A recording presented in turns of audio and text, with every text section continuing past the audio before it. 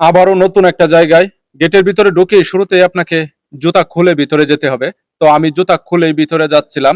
সামনের দিকে আগাইতেই দেখি দুইটা সিংহ অনেক সুন্দর করে সাজায় রাখছে তারা। দেখতেই বোঝা যাচ্ছে তারা অনেক ব্যয়বহুল খরচ করছে। আর এই জায়গাটা হচ্ছে কক্সবাজার মহেশখালী উপজেলা রাখাইনপাড়া বৌদ্ধ মন্দির। এই রাখাইনপাড়া নামকরণ করা হয়েছে মূলত তারা মিয়ানমারের একটা অংশ ছিল। তো যখন মিয়ানমার থেকে চলে আসছে বাংলাদেশে অবস্থান করছে তখন এই পাড়ার নাম দিয়ে দিচ্ছে রাখাইনপাড়া। আর এই রাখাইনপাড়া বেশিরভাগ বৌদ্ধ ধর্ম। আমি একটা জিনিস খেয়াল করলাম। তো এখানে এলাকার লোকে বলে তারা নাকি কোটি কোটি টাকা খরচ করে এই মন্দিরগুলা করছে। এই মন্দিরগুলোর নামকরণ করা হয়েছে স্বর্ণ মন্দির। তো এই স্বর্ণ মন্দির তারা কি স্বর্ণ দিয়ে বানাইছে নাকি এটা একটু দেখার ইচ্ছা ছিল। তো আসলাম এখানে আইসা দেখলাম যে না, মানুষে যে বলে কোটি কোটি টাকা খরচ করছে এটার কিছু নমুনা আমি প্র্যাকটিক্যালি দেখতে পেলাম। আর আসলেই কোটি কোটি টাকা খরচ করছে এটা আমি নিজের চোখেই দেখলাম। প্রথমে ভাবছিলাম যে আমি একটা ভিডিওতে সবগুলো ধারণ করে নিব, কিন্তু না, একটা ভিডিওতে সবগুলো ধারণ করে নিতে পারি নাই।